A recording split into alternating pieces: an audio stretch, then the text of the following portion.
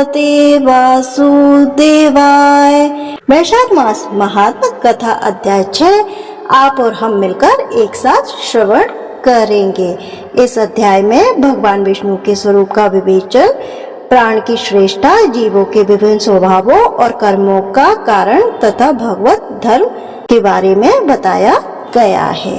व्यास ने पूछा, ब्राह्मण, आपने पहले कहा था कि भगवान विष्णु की प्रीति के लिए कल्याणकारी भगवत धर्मों का और उनमें भी वैशाख मास में कर्तव्य रूप से बताए हुए नियमों का विशेष रूप से पालन करना चाहिए। वे भगवान विष्णु कैसे हैं, उनका क्या लक्षण है, उनकी सत्ता में क्या प्रमाण है तथा वे सर्वव्यापी भगवान किनके द्वारा जानने योग्य हैं। वैष्णव धर्म कैसे है और किससे भगवान श्री हरि प्रसन्न होते हैं। महात्मने, मैं आपका किकर हूँ, मुझे ये सब बातें बताइए। व्यास के इस प्रकार पूछने पर शंख ने रोग शोक से रहित संपूर्ण जगत के स्वामी भगवान नारायण को प्रणाम करके कहा, व्यास, भगवान विष्णु का स्वरूप कैसा है यह सुनो। भगवान समस्त शक्तियों के आश्रय, संपूर्ण गुणों की निधि तथा सबके ईश्वर बताए गए हैं। वे निर्गुण, निष्कल तथा अनंत हैं। सच्चित और आनंद यही उनका स्वरूप है। यह जो अखिल चराचर जगत है, अपने अधीश्वर और आश्रय के साथ नियत रूप से जिनके वश में स्थित है, जिससे इसकी उत्पत्ति, पालन, संहार, पुनरावृत्ति तथा नियम आदि होते हैं, प्रकाश, वंदन, मोक्ष और जीविका, इन सब की प्रवृत्ति जहाँ से होती है वही ब्रह्मा नाम से प्रसिद्ध भगवान विष्णु हैं। वे ही विद्वानों के सामान्य सर्वव्यापी परमेश्वर हैं। ज्ञानी पुरुषों ने उन्हीं को साक्षात परम ब्रह्म कहा है। वेद, शास्त्र, स्मृति, पुराण, इतिहास, पंचरात्र और महाभारत सब विष्णु स्वरूप है, विष्णु के ही प्रतिपादक हैं। इन्हीं के द्वारा महाविष्णु जानने योग्य है। वेद सनातन देव भगवान नारायण को कोई इंद्रियों से, प्रत्यक्ष प्रमाण द्वारा, अनुमान से और तर्क से भी नहीं जान सकता। उन्हीं के दिव्य जन्म कर्म तथा गुणों को अपनी बुद्धि के अनुसार जानकर उनके अधीन रहने वाले जीव समूह सदा मुक्त होते हैं। यह संपूर्ण जगत प्राण से उत्पन्न हुआ है, प्राण स्वरूप है, प्राण रूपी सूत्र में पिरोया हुआ है तथा प्राणों से ही चेष्टा करता है। सबका आधारभूत यह सूत्रात्मा प्राण ही विष्णु है, ऐसा विद्वान पुरुष कहते हैं। व्यास ने पूछा, ब्राह्मण, जीवों में यह सूत्रात्मा प्राण सबसे श्रेष्ठ किस प्रकार है। शंख ने कहा, व्यास, पूर्व काल में सनातन देव भगवान नारायण ने ब्रह्मा आदि देवताओं की सृष्टि करके कहा, देवताओं, मैं तुम्हारे सम्राट के पद पर ब्रह्मा जी की स्थापना करता हूँ। यही तुम सबके स्वामी हैं। अब तुम लोगों में जो सबसे अधिक शक्तिशाली हो उसे तुम स्वयं ही युवराज के पद पर प्रतिष्ठित करो। भगवान के इस प्रकार कहने पर इंद्र आदि सब देवता आपस में विवाद करते हुए कहने लगे, मैं युवराज हो आऊंगा। किसी ने सूर्य को श्रेष्ठ बताया तो किसी ने इंद्र को। किन्हीं की दृष्टि में कामदेव ही सबसे श्रेष्ठ थे। कुछ लोग मौन ही खड़े रहे। आपस में कोई निर्णय होता न देखकर वे भगवान नारायण के पास पूछने के लिए गए और प्रणाम करके हाथ जोड़कर बोले, महाविष्णु, हम सब ने अच्छी तरह विचार कर लिया, किंतु हम सब में श्रेष्ठ कौन है ये हम अभी तक किसी प्रकार निश्चय नहीं कर सके हैं। अब आप ही निर्णय कीजिए। तब भगवान विष्णु ने हंसते हुए कहा, इस विराट ब्रह्मांड रूपी शरीर से जिसके निकल जाने पर यह गिर जाएगा और जिसके प्रवेश करने पर पुनः उठकर खड़ा हो जाएगा, वही देवता सबसे श्रेष्ठ है। भगवान के ऐसे कहने पर सब देवताओं ने कहा, अच्छा ऐसा ही हो। तब सबसे पहले देवेश्वर जयंत विराट शरीर के पैर से बाहर निकला। उसके निकलने से उस शरीर को लोग पंगु कहने लगे, परंतु शरीर गिर ना सका। यद्यपि वह चल नहीं पाता था तो भी सुनता, पीता, बोलता, सूंघता और देखता हुआ पूर्वत स्थिर रहा। तत्पश्चात गोहा देश से दक्ष प्रजापति निकलकर अलग हो गए। तब लोगों ने उसे नपुंसक कहा, किंतु उस समय भी वह शरीर गिर ना सका। उसके बाद विराट शरीर के हाथ से सब देवताओं के राजा इंद्र बाहर निकले। उस समय भी शरीरपात नहीं हुआ। विराट पुरुष को सब लोग हस्तहीन लूला कहने लगे। इस प्रकार नेत्रों से सूर निकले। तब लोगों ने उन्हें अंधा और काना कहा। उस समय भी शरीर का पतन नहीं हुआ। तदंतर नासिका से अश्विनी कुमार निकले, किंतु शरीर नहीं गिर सका। केवल इतना ही कहा जाने लगा कि यह सूंघ नहीं सकता। कान से अधिष्ठित देवियां दिशाएं निकली। उस समय लोग उसे बधिर कहने लगी, परंतु उनकी मृत्यु नहीं हुई। तत्पश्चात जिह्वा से वरुण देव निकले। तब लोगों ने यह कहा कि यह पुरुष रस अनुभव नहीं कर सकता, किंतु देहपात नहीं हुआ। तदंतर वाक इंद्रियों से उसके स्वामी अग्निदेव निकले। उस समय उसे गूंगा कहा गया, किंतु शरीर नहीं गिरा। फिर अंतकरण से बोध स्वरूप रुद्रदेव अलग हो गए। उस दशा में लोगों ने उसे जड़ कहा, किंतु शरीर पात नहीं हुआ। सबके अंतर में उस शरीर से प्राण निकल गए। तब लोगों ने उसे मरा हुआ बताया। इससे देवताओं ने बड़ा विस्मय हुआ। वे बोले, हम लोगों में से जो भी इस शरीर में प्रवेश करके इसे पूर्वत उठा देगा, जीवित कर देगा, वही युवराज होगा। ऐसी प्रतिज्ञा करके सब क्रमशः उस शरीर में प्रवेश करने लगे। जयंत ने पैरों में प्रवेश किया, किंतु वह शरीर नहीं उठा। प्रजापति दक्ष ने गुदाहद इंद्रियों में प्रवेश किया, फिर भी शरीर नहीं उठा। इंद्र ने हाथ में, सूर्य ने नेत्रों में, दिशाओं ने कान में, वरुण देव ने जिह्वा में, अश्विनी कुमार ने नासिका में, अग्नि ने वाक इंद्री में तथा रुद्र ने अंतकरण में प्रवेश किया, किंतु वह शरीर नहीं उठा। सबके अंत में प्राण ने प्रवेश किया। तब वह शरीर उठकर खड़ा हो गया। तब देवताओं ने प्राण को ही सब देवताओं में श्रेष्ठ निश्चित किया।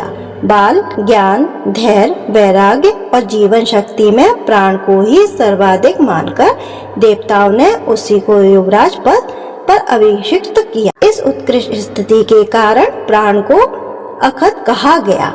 अंत समस्त चराचर जगत प्राणात्मक है। जगदीश्वर प्राण अपने पूर्ण एवं बलशाली अंशों द्वारा सर्वत्र परिपूर्ण है। प्राणहीन जगत का अस्तित्व नहीं है।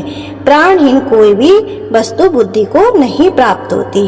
इस जगत में किसी भी प्राणहीन वस्तु की स्थिति नहीं है।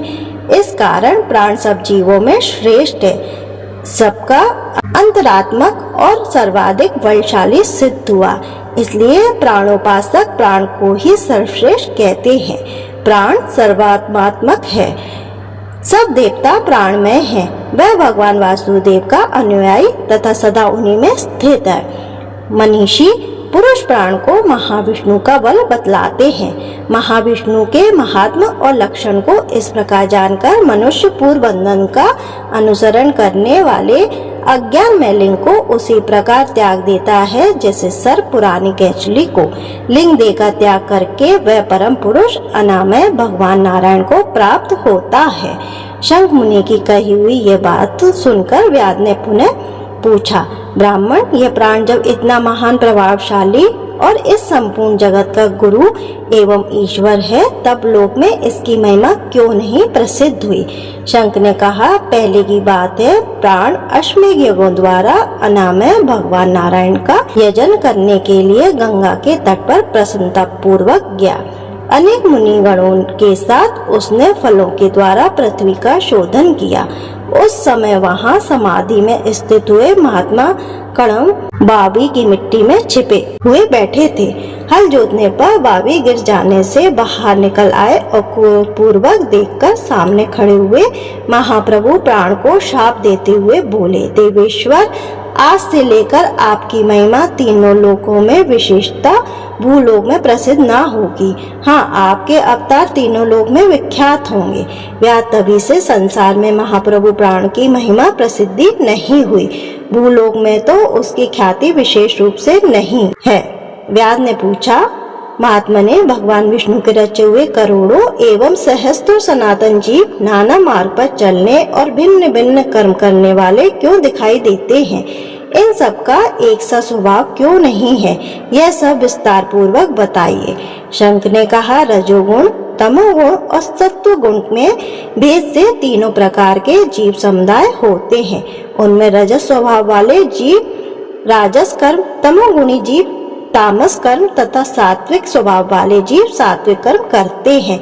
कभी कभी संसार में इनके गुणों में विषमता भी होती है। उसी से वे ऊंच और नीच कर्म करते हुए तदंतर फल के भागी होते हैं। कभी सुख कभी दुख और कभी दोनों के ही ये मनुष्य गुणों की विषमता से प्राप्त करते हैं। प्रकृति में स्थित होने पर जीव इन तीनों गुणों से बंधे होते हैं। गुण और कर्मों के अनुसार अनेक कर्मों का भिन्न भिन्न फल होता है। ये जीव फिर गुणों के अनुसार ही प्रकृति को प्राप्त होते हैं। प्रकृति में स्थित होते हुए प्राकृतिक प्राणी गुण और कर्म से व्याप्त होकर प्राकृतिक गति को प्राप्त होते हैं। तमोगुणी जीव तामसी वृत्ति से ही जीवन निर्वाह करते हैं और सदा महान दुख में डूबे रहते हैं। उनमें दया नहीं होती है, वे बड़े क्रूर होते हैं और लोक में सदा द्वेष से ही उनका जीवन चलता है।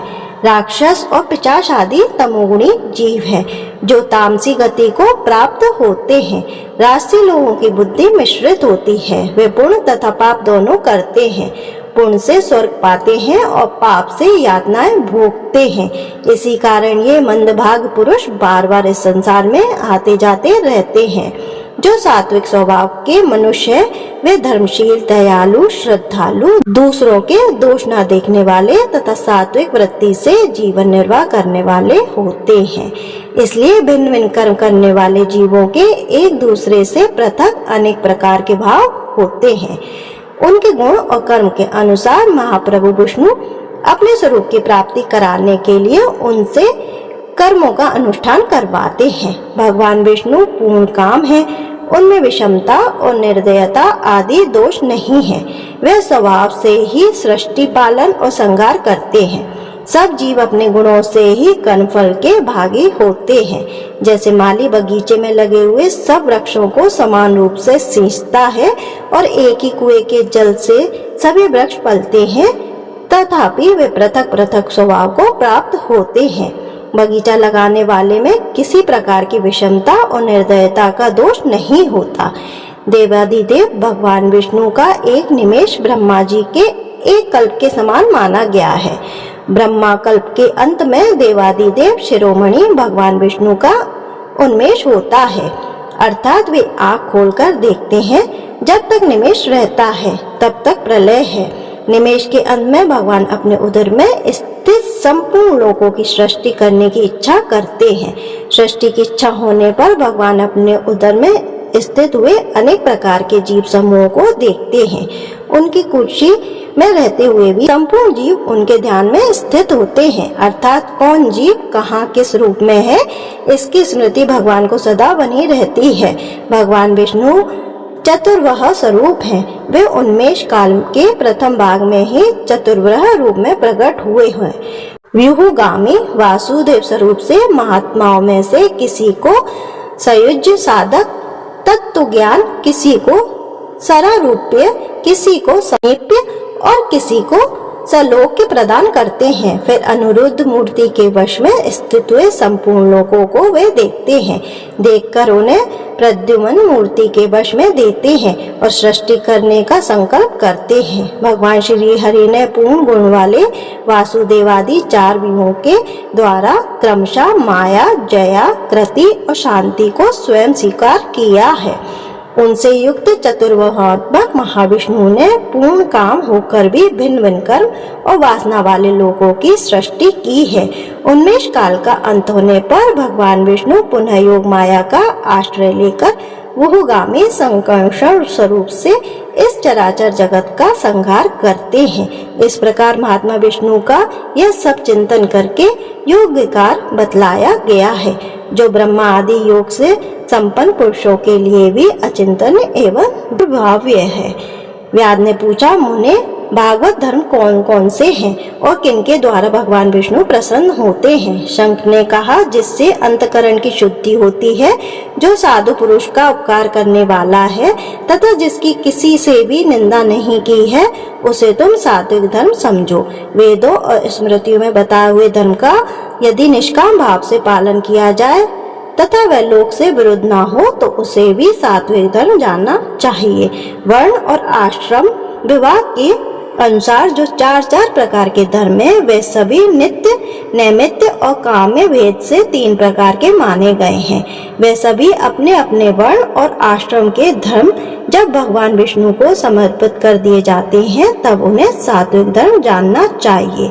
वे सात्विक धर्म ही मंगलमय भागवत धर्म है। अन्य देवताओं की प्राप्ति के लिए सकाम भाव से किया जाने वाला धर्म राजस माने गए हैं। यक्ष, राक्षस, पिशाच आदि के उद्देश्य से किए जाने वाले लोक निष्ठुर, हिंसात्मक, निंदित कर्मों को तामस धर्म कहा गया है। जो सतगुण में स्थित हो, भगवान विष्णु को प्रसन्न करने वाले शुभ कारक सात्विक धर्म का सदा निष्काम भाव से अनुष्ठान करते हैं, वे भगवान विष्णु भक्त माने गए हैं। जिनका चित्त सदा भगवान विष्णु में लगा रहता है, जिनकी जिह्वा पे भगवान का नाम है और जिनके हृदय में भगवान के चरण विराजमान हैं, वे भगवत कहे गए हैं। जो सदाचार परायण है, सबका उपकार करने वाले हैं और सदैव ममता से रहित हैं, वे भगवत माने गए हैं। जिनका शास्त्र में, गुरु में और सत्कर्मों में विश्वास है तथा जो सदा भगवान विष्णु के भजन में लगे रहते हैं, उन्हें भागवत कहा गया है। उन भागवत आत्माओं को जो धर्म नित्य मान्य है, जो भगवान विष्णु को प्रिय हैं तथा वेदों और स्मृतियों में जिनका प्रतिपादन किया गया है, वे ही सनातन धर्म माने गए हैं। जिनका चित्त विषयों में आसक्त है, उनका सब देशों में घूमना, सब कर्मों को देखना और सब धर्मों को सुनना कुछ भी लाभकारक नहीं है। साधु पुरुष का मन साधु महात्माओं के दर्शन से पिघल जाता है। निष्काम पुरुषों द्वारा श्रद्धा पूर्वक जिसका सेवन किया जाता है तथा जो भगवान विष्णु को सदा ही प्रिय है, वह भगवत धर्म माना गया है। भगवान विष्णु ने क्षीर सागर में सबके हित की कामना से भगवती लक्ष्मी जी को दही से निकालते हुए मक्खन की भांति सब शास्त्रों के सारभूत वैशाख धर्म का उपदेश किया। जो दंभ रहित होकर वैशाख मास के व्रत का अनुष्ठान करते हैं, सब पापों से रहित हो सूर्य मंडल को भेद कर भगवान विष्णु के योग दुर्लभ परम धाम में जाता है। इस प्रकार दुष्श्रेष्ठ शंख के द्वारा भगवान विष्णु के प्रिय वैशाख मास के धर्म का वर्णन होते समय वहां 5 शाखाओं वाला बट वृक्ष तुरंत ही भूमि पर गिर पड़ा। उसके घोंसले में एक विकराल अजगर रहता था। वह भी पापयोनि नियम शरीर को त्याग कर तत्काल दिव्य स्वरूप को मस्तक झुकाए शंख के सामने हाथ जोड़कर खड़ा हो गया। वैशाख मास के महात्मा श्रवण से सर्प का उद्धार और एक वैशाख धर्म के पालन तथा राम नाम जप से व्याध का वाल्मीकि होना। देव कहते हैं, तदंतर व्याध सहित शंख मुनि ने विस्मित होकर पूछा, तुम कौन हो और तुम्हारी ये दशा कैसे प्राप्त हुई? सर्प ने कहा, पूर्व जन्म में मैं प्रयाग का ब्राह्मण था। मेरे पिता का नाम कुशीद मुनि और मेरा नाम रोचन था। मैं धनाढ्य अनेक पुत्रों का पिता और सदैव अभिमान से दूषित था। बैठे बैठे बहुत बकवाद किया करता था। बैठना, सोना, नींद लेना, मैथुन करना, जुआ खेलना, लोगों की बातें करना और सूद लेना, यही मेरा व्यापार थे।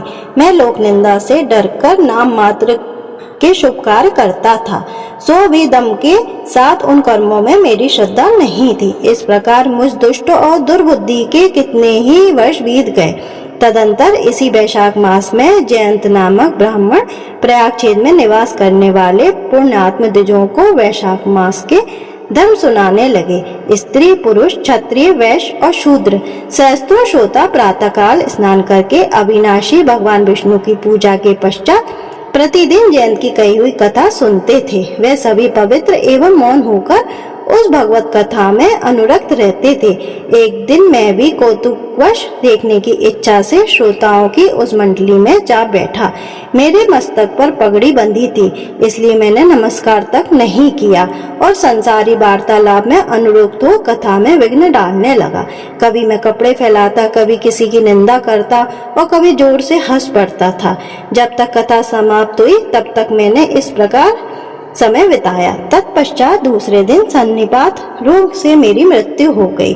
मैं तपाए हुए शीशे के जल से भरे हुए हलाहल नरक में डाल दिया गया और 14 मनवंतरों तक वह यातना भोगता रहा। उसके बाद 84 लाख योनियों में क्रमशः जन्म लेते हुए मरता हुआ मैं इस समय क्रूर तमोगुणी सर्प होकर इस वृक्ष के घोंसले में निवास करता था। मुने, सौभाग्यवश आपके मुखारविंद से निकली हुई अमृतमयी कथा को मैंने अपने दोनों नेत्रों से सुना, जिससे तत्काल मेरे सारे पाप नष्ट हो गए। मुनिश्रेष्ठ, मैं नहीं जानता कि आप किस जन्म के मेरे बंधु हैं, क्योंकि मैंने कभी किसी का उपकार नहीं किया है। तो भी मुझ पर आपकी कृपा हुई, जिनका चित्त समान है, जो सब प्राणियों पर दया करने वाले साधु पुरुष हैं। उनमें परोपकार की स्वाभाविक प्रवृत्ति होती है, जिनकी कभी किसी के प्रति विपरीत बुद्धि नहीं होती। आज आप मुझ पर कृपा कीजिए, जिससे मेरी बुद्धि धर्म में लगे। देवादिदेव भगवान विष्णु की मुझे कभी विस्मृति ना हो और साधु चरित्र वाले महापुरुषों का सदा ही संग प्राप्त हो। जो लोग मत से अंधे हो रहे हैं, उनके लिए एकमात्र दरिद्रता ही उत्तम अंजन है। इस प्रकार नाना भांति से स्तुति करके रोचन ने बार बार शंख को प्रणाम किया और हाथ जोड़कर चुपचाप उनके आगे खड़ा हो गया। तब शंख ने कहा, ब्राह्मण, तुमने वैशाख मास और भगवान विष्णु का महात्म्य सुना है। इससे उसी क्षण तुम्हारा सारा बंधन नष्ट हो गया। द्वेष, परिहास, भय, क्रोध, द्वेष, कामना अथवा स्नेह से भी एक बार भगवान विष्णु के पापहारी नाम का उच्चारण करके बड़े भारी पापी भी रोग शोक रहित वैकुंठ धाम में चले गए। फिर जो श्रद्धा से युक्त हो, क्रोध और इंद्रियों को जीतकर सबके प्रति दया भाव रखते हुए भगवान की कथा सुनते हैं, वे उनके लोकों में जाते हैं। इस विषय में तो कहना ही क्या है। कितने ही मनुष्य केवल भक्ति के बल से एकमात्र भगवान की कथा वार्ता में तत्पर हो, अन्य सब धर्मों का त्याग कर देने पर भी भगवान विष्णु के परम पद को पा लेते हैं। भक्ति से अथवा द्वेष आदि से भी जो कोई भगवान की भक्ति करते हैं, वे भी प्राण हारिणी पूतना की भांति परम पद को प्राप्त होते हैं। सदा महात्मा पुरुषों का संग और उन्हीं के विषय में वार्तालाप करना चाहिए। रचना शिथिल होने पर भी जिसके प्रत्येक श्लोक में भगवान के सुयश सूचक नाम है, वही वाणी जन समुदाय की पाप राशि का नाश करने वाली होती है, क्योंकि साधु पुरुष उसी को सुनते, गाते और कहते हैं। जो भगवान किसी से कष्ट साध सेवा नहीं चाहते, आसन आदि विशेष उपकरणों की इच्छा नहीं रखते तथा सुंदर रूप और जवानी नहीं चाहते, अपितु एक बार भी स्मरण कर लेने पर अपना परम प्रकाश में वैकुंठ धाम दे डालते हैं, उन दयालु भगवान को छोड़कर मनुष्य किसकी शरण में जाए। उन्हीं रोग शोक से रहित चित्त द्वारा चिंतन करके योग अवज्ञ दया निधान भक्त वत्सल भगवान नारायण की शरण में जाओ। महामते, वैशाख मास में कहे हुए इन सब धर्मों का पालन करो, उससे प्रसन्न होकर भगवान जगन्नाथ तुम्हारा कल्याण करेंगे। ऐसा कहकर शंख मुनि व्याध की ओर देखकर चुप रह गए। तब उस दिव्य पुरुष ने पुनः इस प्रकार कहा, मुने, मैं धन्य हूँ, आप जैसे दयालु महात्मा ने मुझ पर अनुग्रह किया है। मेरी कुत्सित योनि दूर हो गई, अब मैं परम गति को प्राप्त हो रहा हूँ। यह मेरे लिए सौभाग्य की बात है। यह कहकर दिव्य पुरुष ने शंख मुनि की परिक्रमा की तथा उनकी आज्ञा लेकर वह दिव्य लोक को चला गया। तदंतर संध्या हो गई। व्याध ने शंख को अपनी सेवा से संतुष्ट किया और उन्होंने संध्या काल की संध्या उपासना करके शेष रात्रि व्यतीत की। भगवान के लीला अवतारों की कथा वार्ता द्वारा रात व्यतीत करके शंख मुनि ब्रह्म मुहूर्त में उठे और दोनों पैर धोकर मौन भाव से तारक ब्रह्मा का ध्यान करने लगे। तत्पश्चात शौचादि क्रिया से निवृत्त होकर वैशाख मास में सूर्योदय से पहले स्नान किया और संध्या तर्पण आदि सब कर्म समाप्त करके उन्होंने हर्षयुक्त हृदय से व्याध को बुलाकर उसे राम इस 2 अक्षर वाले नाम का उपदेश दिया, जो वेद से ही अधिक शुभकारक है। उपदेश देकर इस प्रकार कहा, भगवान विष्णु का एक एक नाम भी संपूर्ण वेदों से अधिक महत्वशाली माना गया है। ऐसे अनंत नामों से अधिक है भगवान विष्णु का सहस्त्र नाम। उस सहस्त्र नाम के समान राम नाम माना गया है। इसलिए वह तुम निरंतर राम नाम का जाप करो और मृत्यु उपरांत मेरे बताए हुए धर्मों का पालन करते रहो। इस धर्म के प्रभाव से तुम्हारा वाल्मीकि ऋषि के घर जन्म होगा और तुम इस पृथ्वी पर वाल्मीकि नाम से प्रसिद्ध होगे। व्याध को ऐसा आदेश देकर मुनि शंख ने दक्षिण दिशा को प्रस्थान किया। व्याध ने भी शंख मुनि की परिक्रमा करके बार बार उनके चरणों में प्रणाम किया और जब तक वे दिखाई दिए तब तक उन्हीं की ओर देखता रहा। फिर उसने अति योग वैशाख योग धर्म का पालन किया। जंगली कैद, कटहल, जामुन और आम आदि के फलों से राह चलने वाले थके मांदे पथिकों को भोजन कराता था। जूता, चंदन, छाता, पंखा आदि के द्वारा तथा बालू के बिछावन और छाया आदि की व्यवस्था से पथिकों के परिश्रम और पसीने का निवारण करता था। प्रातःकाल स्नान करके दिन रात राम नाम का जाप करता था। इस प्रकार धर्मानुष्ठान करके वह दूसरे जन्म में वाल्मीकि का पुत्र हुआ। उस समय वह महायशस्वी वाल्मीकि के नाम से विख्यात हुआ। उन्हीं वाल्मीकि जी ने अपने मनोहर प्रबंध रचना द्वारा संसार में दिव्य राम कथा को प्रकाशित किया, जो समस्त कर्म बंधनों को उच्छेद करने वाली मिथिलापति। देखो वैशाख का महात्मा कैसे ऐश्वर्य प्रदान करने वाला है, जिससे एक व्याध भी परम दुर्लभ ऋषि भाव को प्राप्त हो गया। यह रोमांचकारी उपाख्यान सब पापों को नाश करने वाला है। जो इसे सुनता है और सुनाता है वह पुनः माता के स्तन का दूध पीने वाला नहीं होता है। तो इसी के साथ वैशाख मास महात्म कथा अध्याय 6 संपूर्ण होता है। अब अगले अध्याय में आप धर्म वर्ण की कथा, कली की अवस्था का वर्णन, धर्म वर्ण और पितरों का संवाद एवं वैशाखी अमावस्या की श्रेष्ठता के बारे में श्रवण करेंगे। तो दोस्तों, आपको मेरा ये वीडियो अच्छा लगा तो आप मेरे वीडियो को लाइक करें, शेयर करें और मेरे चैनल को जरूर सब्सक्राइब करें। कथा आगे जारी रहेगी। धन्यवाद दोस्तों।